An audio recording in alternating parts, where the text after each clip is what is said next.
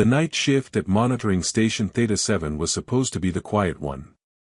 Zephyra had volunteered for it specifically because nothing interesting ever happened between the third and fifth stellar periods, just routine scans of empty space and the occasional asteroid shower to log.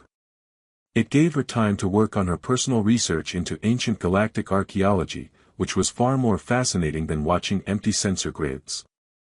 She was deep in a particularly intriguing paper about pre-contact civilization ruins when her console erupted in alarms.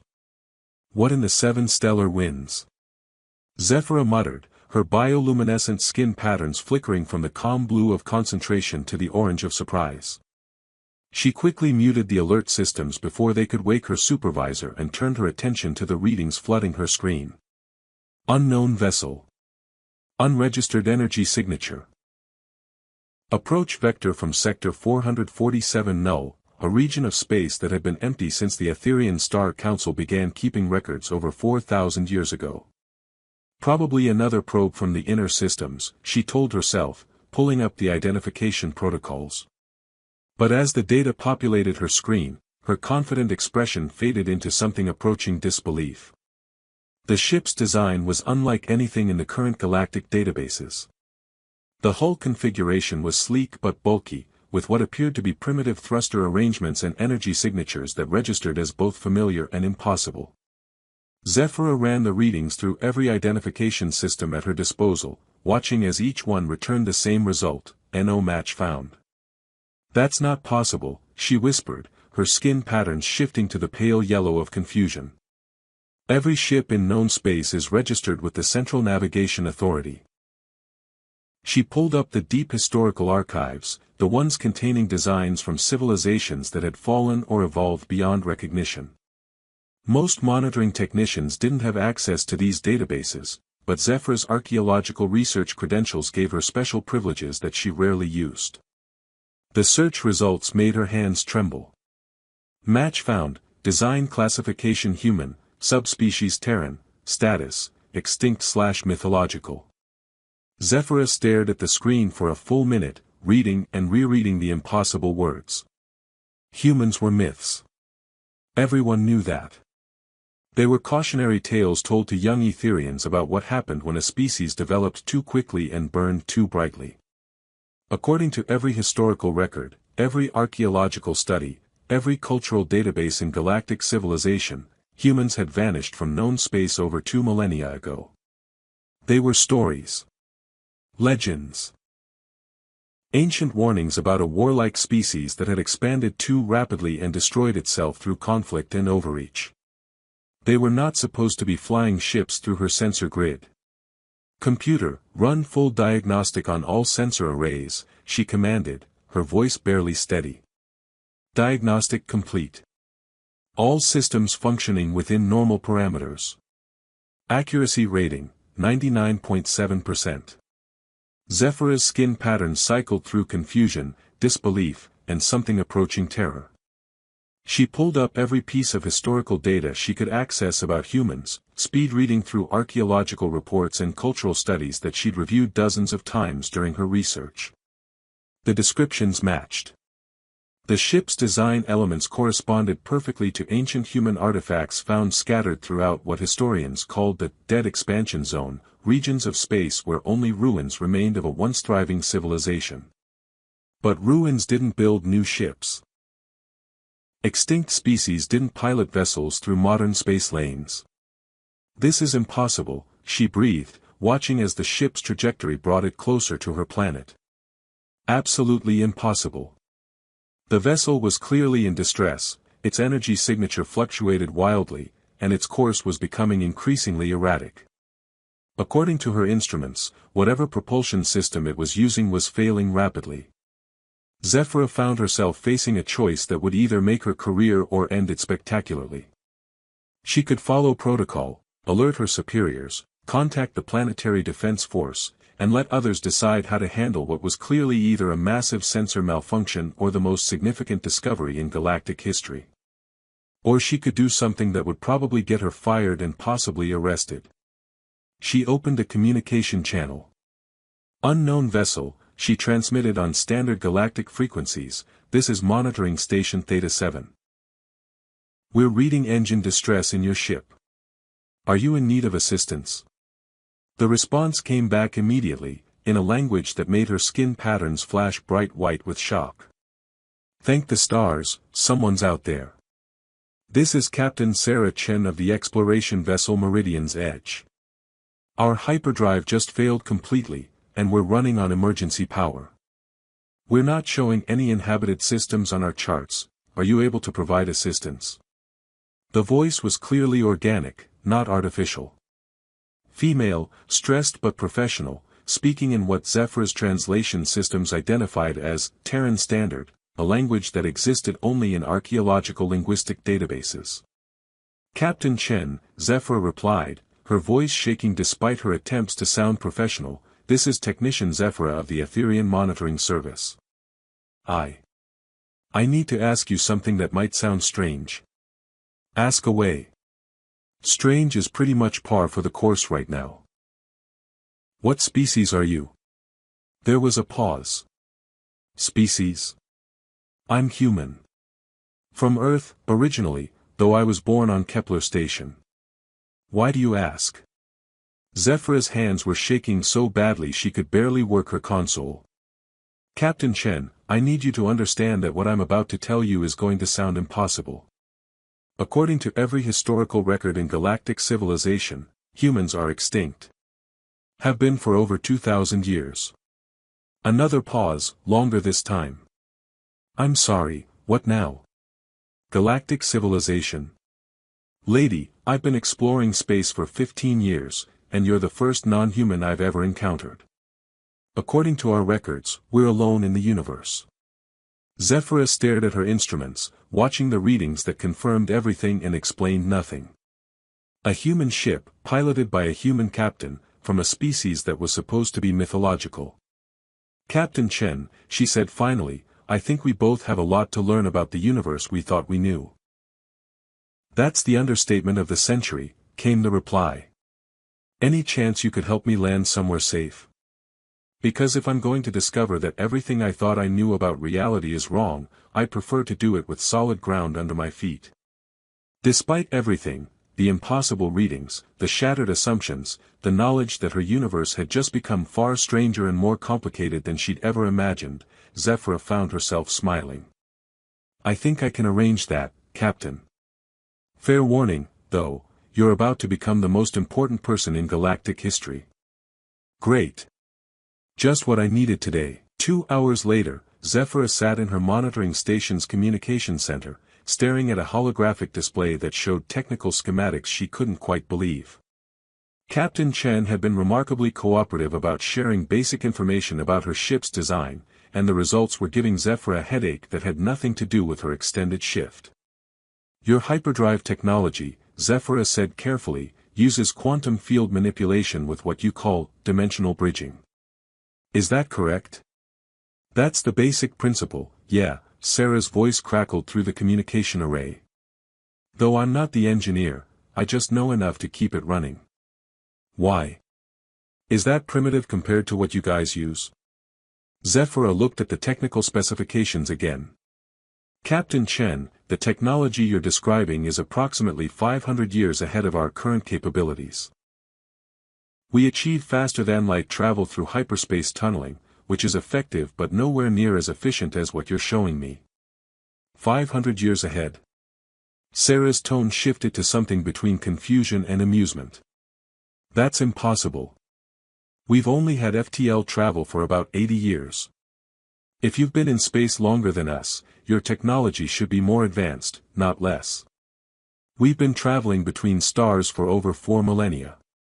The communication channel was quiet for a long moment. Okay, Sarah said finally, I'm starting to think we have a much bigger problem than my failed engines. Zephyr's skin patterns had settled into a steady purple, the color of deep thought mixed with growing concern. Captain, what year is it by your calendar? 2387, Earth Standard. And when did humans first achieve spaceflight? Well, we got off Earth around 2156, established the first permanent off-world colonies by 2180, and developed FTL capability in 2304. Why? Zephyra pulled up the galactic historical databases, cross-referencing dates and trying to make sense of what she was hearing. According to our records, humans disappeared from known space in the year 847 of the current galactic calendar, which would correspond to approximately 2156 in your dating system. The year we left Earth. Yes. Zephyra's voice was barely a whisper. Captain, our records show that humans achieved early spaceflight, began aggressive expansion into nearby systems, and then simply vanished. No more communication, no more expansion, no more contact of any kind. That's because we never encountered anyone to communicate with, Sarah replied, her professional calm beginning to crack slightly. We've been exploring space for over 2 centuries, and every system we've found has been empty. No intelligent life, no signs of civilization, nothing but planets and asteroids and empty space. But that's impossible. There are dozens of thriving civilizations in this sector alone. The Valerian Empire controls 16 systems, the Centauri Collective has established trade routes throughout the entire region, and the Draconian Federation. Stop. Sarah's voice was sharp. Just stop for a minute. Are you telling me that there's an entire galactic civilization out there, with multiple species and established governments and trade networks, and humans never encountered any of it? That's exactly what I'm telling you. Then where the hell have we been for the last 200 years? Zephyra pulled up a galactic map, highlighting the regions where human ruins had been found. Based on our archaeological surveys, humans originally expanded into sectors 445 through 450. But that's on the complete opposite side of the galaxy from where your ship approached. We came from Sector 847. The Kepler system.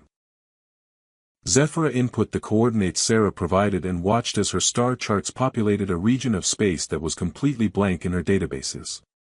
Captain, according to our navigation systems, Sector 847 doesn't exist. It's listed as empty space, no stars, no planets, nothing. Well, your navigation systems are wrong, because I've been living there my entire life.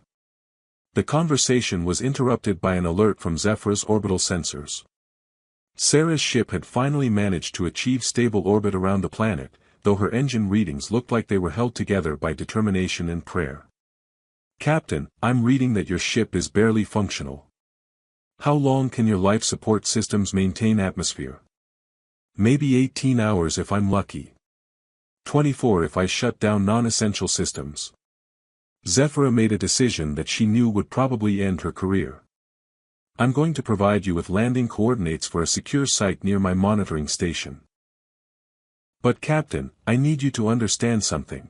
When you land here, you're going to become living proof that everything my people believe about galactic history is wrong. And when I meet you, I'm going to have to accept that humans aren't alone in the universe after all. Sarah's laugh held no humor. I think we're both about to have our worldviews completely destroyed. Most likely. Zephyra began transmitting landing coordinates and approach vectors. Captain, one more question. In all your explorations, have you ever encountered anything that seemed to be actively preventing you from traveling in certain directions? Any regions of space that your ship simply couldn't enter? Sarah was quiet for several minutes. When she finally responded, her voice was thoughtful. You know, there have been a few instances where our navigation systems seemed to malfunction near certain coordinates. We always assumed it was equipment failure or some kind of natural phenomena. What kind of malfunctions? Sensor readings that didn't make sense, course corrections that happened automatically, a few times where ships reported losing several days of time with no memory of what happened. Sarah paused.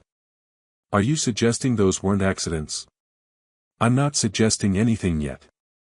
But I think when we meet face to face, we're going to have a lot of very uncomfortable questions to answer. 20 minutes later, Zephyra stood at the edge of the landing field, watching a ship design that shouldn't exist descend through atmosphere thick with impossibility. The vessel was larger than she'd expected, roughly the size of a small Etherean courier, but with lines that spoke of function over form and efficiency over elegance. When the hatch opened and Captain Sarah Chin stepped out, Zephyra felt the universe shift around her. The human was shorter than most Etherians, with dark hair and brown skin and eyes that seemed to take in everything at once. She moved with the confident stride of someone accustomed to exploring unknown territories, but Zephyra could see the tension in her shoulders that suggested she was very much aware that this situation was unprecedented. "Technician Zephyra, I presume?" Sarah approached with her hand extended in what Zephyra recognized from historical databases as a human greeting gesture. "Just Zephyra, please." She took the offered hand, noting that human skin was warmer than Etherian and that Sarah's grip was firm without being aggressive.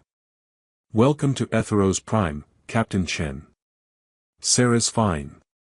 The human looked around at the alien landscape with undisguised fascination. "I have to say, this is definitely the most interesting day of my career." "Mine too." Zephyra's skin patterns flickered to warm gold, the color of cautious optimism. "Sarah, what I'm about to show you is going to change everything you thought you knew about the universe." Sarah's smile was surprisingly warm. "Same goes for you, Zephyra. I have a feeling we're both about to discover that reality is much stranger and more complicated than either of us imagined." As they walked toward the monitoring station together, the first human and Etherian to meet in over 2,000 years, neither of them noticed the barely detectable energy signature that began tracking their movements from somewhere far beyond the edge of the star system. The monitoring station's main display room had become an impromptu museum of impossible history. Zephyra had spent the last 6 hours pulling up every piece of data she could access about humans, while Sarah contributed information from her ship's databases about human expansion and development. The result was a collection of facts that made no sense when viewed together. "According to your records," Sarah said, studying a holographic timeline that showed galactic history from the Etherian perspective, humans were aggressive expansionists who conquered 12 star systems in less than 50 years before vanishing completely. "That's correct." Zephyra highlighted the relevant data points. "Archaeological evidence shows extensive military infrastructure, resource extraction facilities, and what appear to be fortified command centers throughout the dead expansion zone. But that's not how human expansion worked at all." Sarah pulled up her own historical files. "We've always been explorers first, colonists second. We establish research stations and scientific outposts, then gradually develop civilian settlements. Our military installations are strictly defensive." Zephyra examined the human expansion records with growing confusion. The settlement patterns Sarah described were methodical, peaceful, and focused on long-term sustainability rather than rapid resource extraction. "This doesn't match any of the archaeological findings," she said. "The ruins we've discovered suggest a completely different approach to colonization. Maybe because they're not our ruins." The statement hung in the air between them like a challenge to everything both species thought they knew about galactic history. "What do you mean?" Zephyra asked. "I mean maybe the aggressive, military-focused civilization you found evidence of wasn't human at all. Maybe something else was operating in those systems, something that disappeared around the same time humans supposedly vanished from your records." Zephyra's skin patterns shifted to deep blue, the color of intense analytical thought. "That would explain the discrepancies in the archaeological data. The technology found in the ruins always seemed slightly off compared to what we expected from human development patterns." "How so?" "Too advanced in some areas, too primitive in others. Like someone was trying to replicate human technology without fully understanding the underlying principles." Zephyra pulled up detailed scans of artifacts from the dead expansion zone. "Look at this weapon design, it uses human energy signatures, but the power distribution system is completely wrong for how humans would actually build something like this." Sarah studied the holographic projections with a professional eye. "That's definitely not human engineering.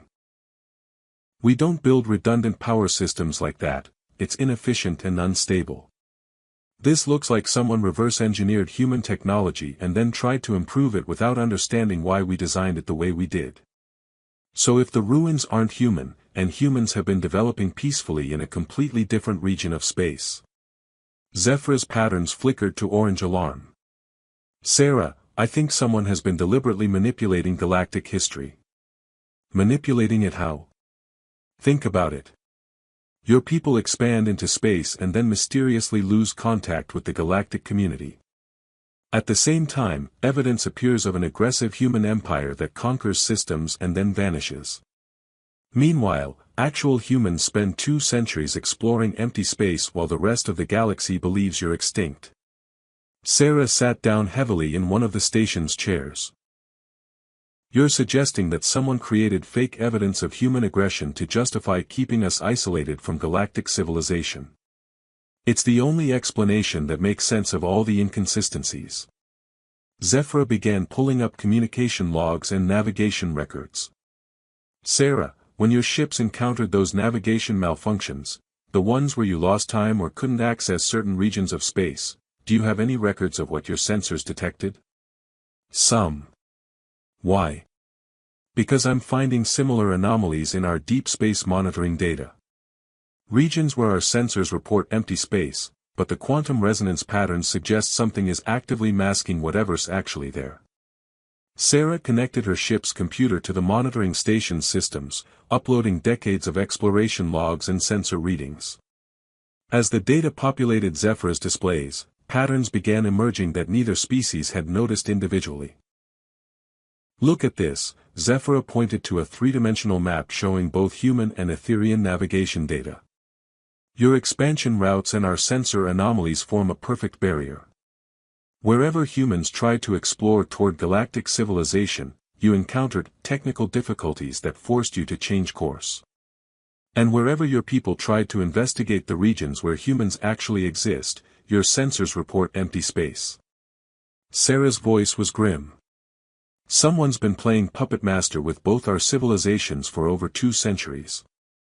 Their analysis was interrupted by an urgent alert from the station's long-range sensors.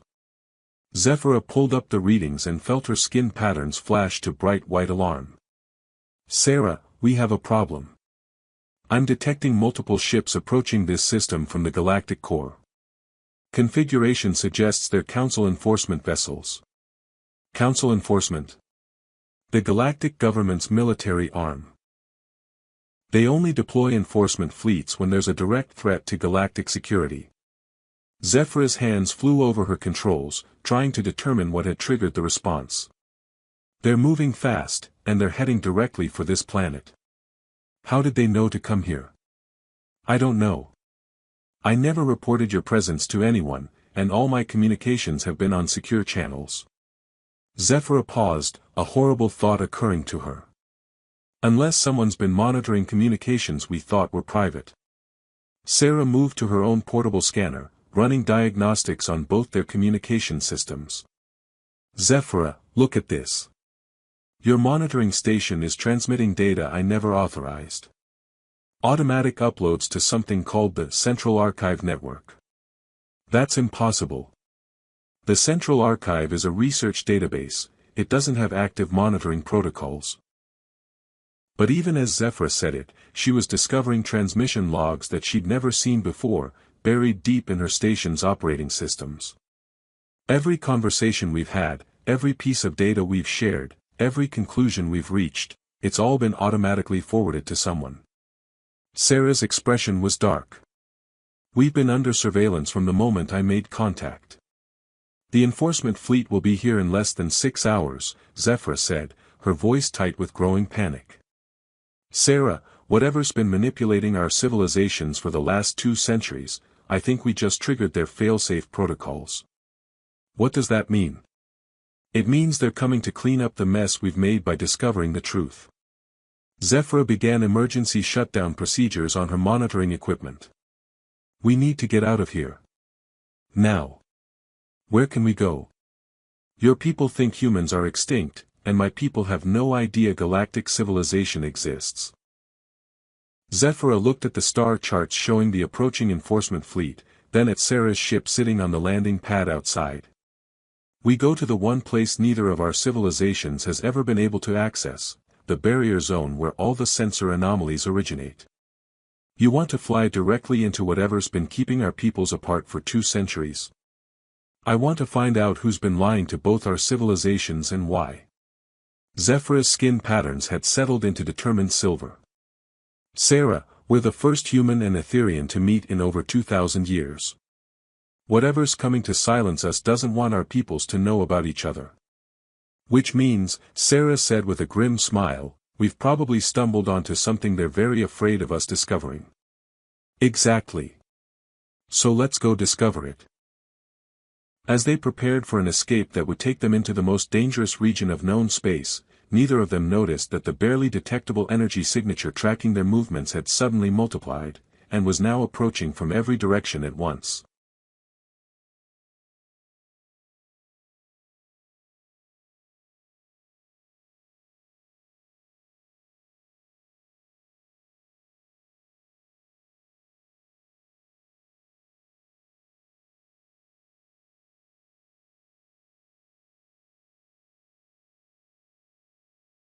Sarah's ship limped through hyperspace on failing engines while Zephyr worked frantically to decode the navigation data they'd stolen from the monitoring station.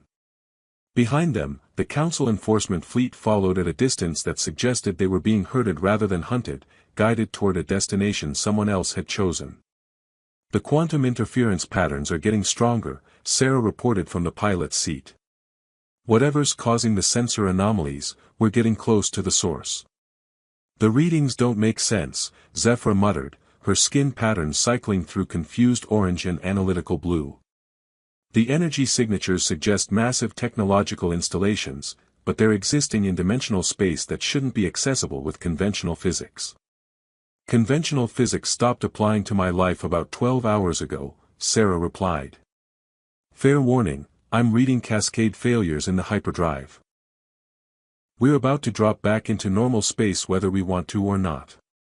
The transition was rough, throwing both women against their restraints as the ship shuddered back into conventional spacetime. When the sensors cleared, they found themselves staring at something that challenged their understanding of what was possible. Is that? Zephyr began. A space station the size of a small moon. Yeah. Sarah's voice was barely above a whisper. And it's definitely not showing up on any human star charts. The structure before them defied easy description. It appeared to be constructed from materials that shifted between states of matter, with architecture that seemed to exist in more dimensions than their eyes could properly process. Energy patterns flowed across its surface like living light, and at its center, a massive ring rotated slowly around what looked like a miniature star. Sarah, I'm detecting massive life signs aboard that station. Hundreds of thousands of entities, maybe millions. What kind of entities? Before Zephyr could answer, their communication system activated on its own. A voice filled the cabin, not transmitted through normal channels, but somehow speaking directly into their minds with harmonics that bypassed their ears entirely. Captain Sarah Chen. Technician Zephyr of Etheros Prime. You have traveled far from your designated regions. Who are you? Sarah demanded, though she suspected she wasn't going to like the answer. We are the architects. We have guided galactic development for over 4 million years, maintaining stability through careful management of organic civilization growth patterns. Zephyr's skin patterns flashed a brilliant white, the color of terror mixed with awe. The architects are real. Sarah, they're mentioned in the oldest Etherian legends, but everyone thought they were myths. We are quite real, young Etherian.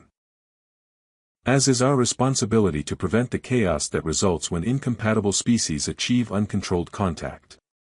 Incompatible? Sarah's voice carried a dangerous edge. You've been keeping humans and Etherians apart for 2 centuries because you think we're incompatible? Observation of early human expansion patterns indicated aggressive territorial behavior and rapid technological development that posed risks to established galactic stability. Containment protocols were implemented to prevent conflict. Containment protocols. Zephyr stood up, her skin blazing with angry red patterns. You made the entire galaxy believe humans were extinct. You created false archaeological evidence to justify isolation. Necessary deceptions to maintain peace. Human civilization was permitted to develop freely within designated parameters while galactic civilization continued without disruption. Sarah felt fury building in her chest. You had no right to make that choice for us. No right to decide whether humanity could participate in galactic civilization. We have maintained galactic peace for millions of years, Captain Chen.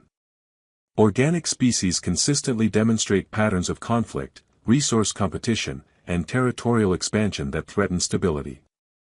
Our guidance prevents these destructive tendencies. Your guidance, Zephyra said, her voice shaking with rage, turned my people into puppets. We've been living a lie for millennia, haven't we? How many other species have you manipulated? How many civilizations have you kept apart because you decided they weren't compatible? The architect's response carried what might have been amusement. Compatibility assessment is complex, young ones. Species are gradually introduced to galactic civilization only when they demonstrate sufficient social evolution to participate peacefully. And who decides what constitutes sufficient evolution? Sarah demanded. We do. We have observed the rise and fall of countless civilizations. We know the patterns that lead to stability and those that lead to destruction. But you're wrong about humans and Etherians, Zephyra said suddenly. Sarah and I have been working together for hours without any conflict. We've shared information, collaborated on analysis, even trusted each other with our lives.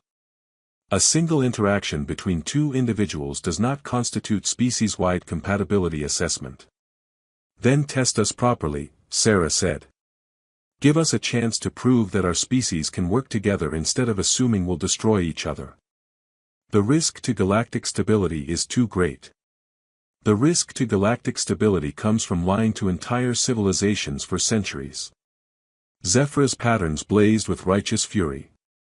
You've been playing God with billions of lives. The communication channel fell silent for several minutes. When the architect spoke again, its tone had changed subtly. Your friendship is unexpected. In 4 million years of observation, we have rarely seen such rapid adaptation between species with different developmental patterns. Because you never gave anyone else the chance, Sarah pointed out. Perhaps. Your interaction does suggest that our assessment models may require adjustment. Zephyra looked at Sarah, hope flickering in her bioluminescent patterns. Are you saying you might consider allowing contact between our civilizations? We are saying that your partnership has introduced variables our models did not account for.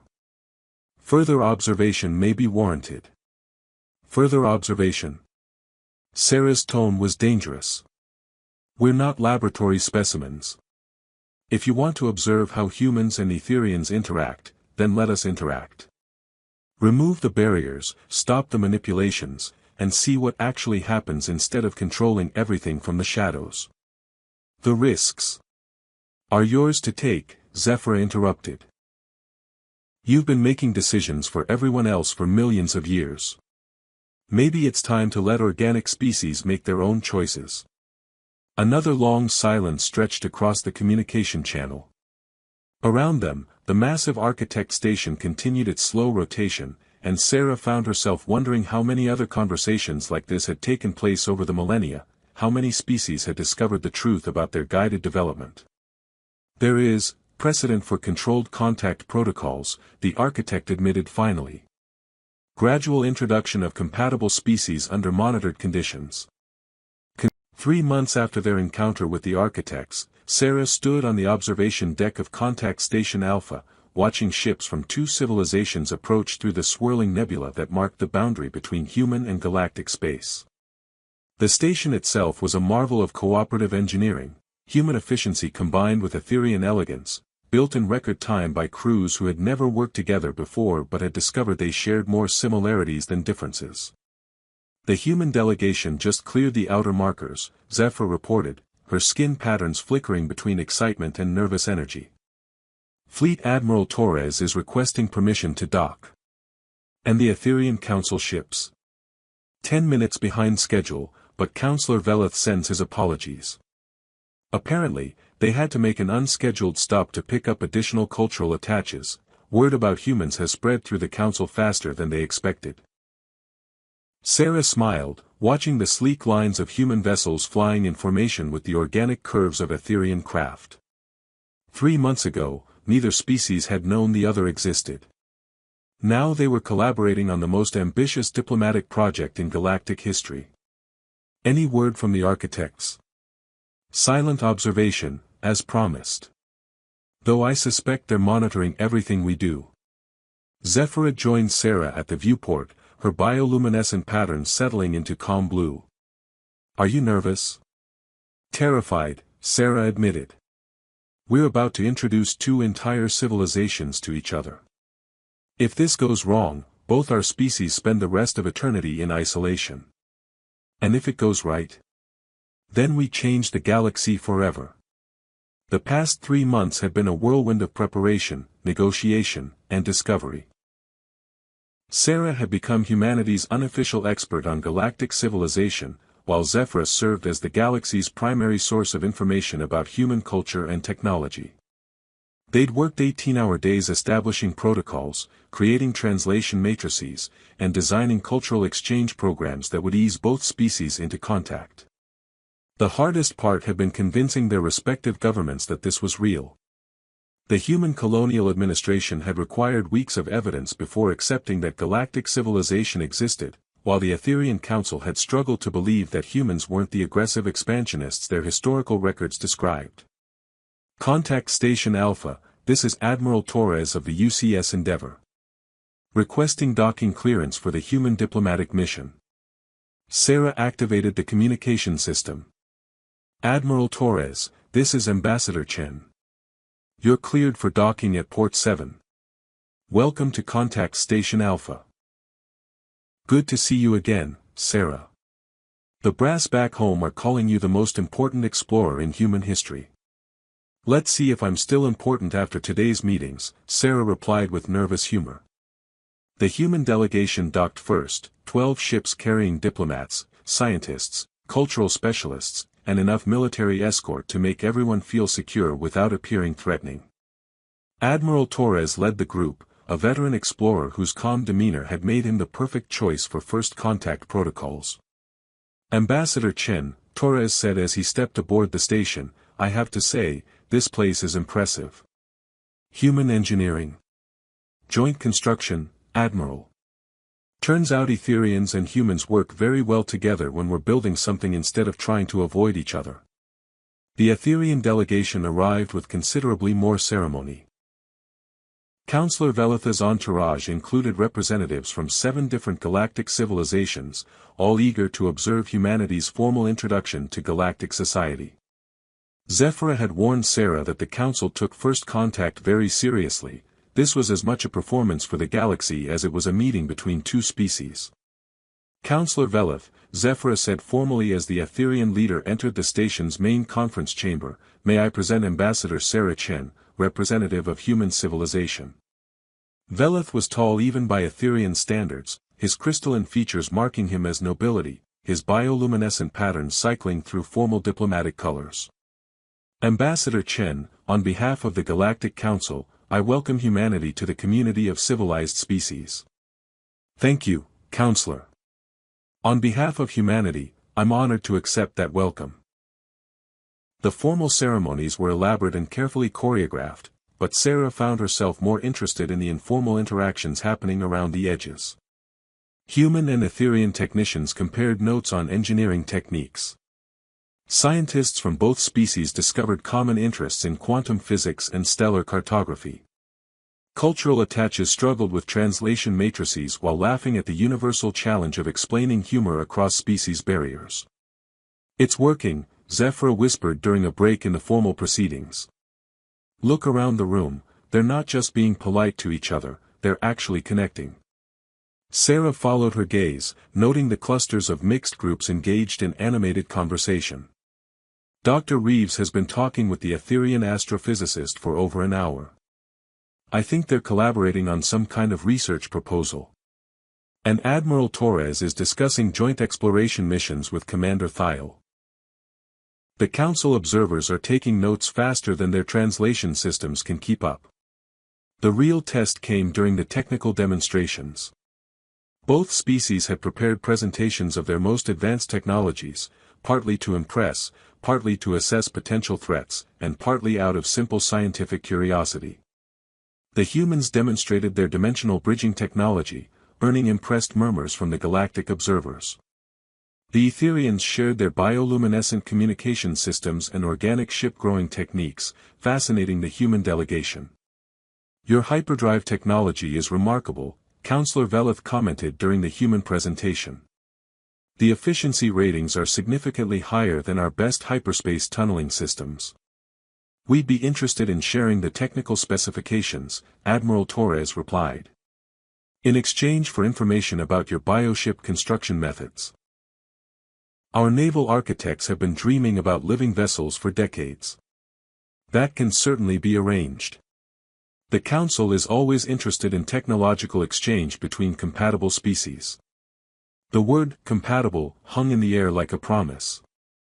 As the formal sessions concluded, Sarah found herself in the station's central observatory with Zephyrah and a mixed group of human and Etherian delegates.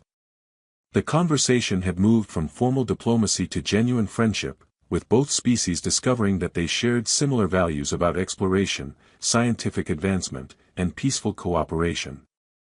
"To think," said Dr. Reeves, the human xenobiologist, "we've been alone in the universe for our entire history, and it turns out we were just looking in the wrong direction." "And we've been telling stories about mythical humans for thousands of years," replied Thiel, the Etherian cultural specialist, "never imagining that you were still out there, thriving and developing." "The architect's manipulation was extensive," Velith observed. "Both our civilizations were shaped by lies designed to keep us apart. But we found each other anyway," Sarah said, looking at Zephyrah with gratitude that transcended species barriers. "Sometimes the most important discoveries happen by accident." "Was it really an accident?" Zephyrah asked with a smile that made her skin patterns shimmer gold. "Or was it inevitable that eventually someone would ask the right questions and refuse to accept the wrong answers?"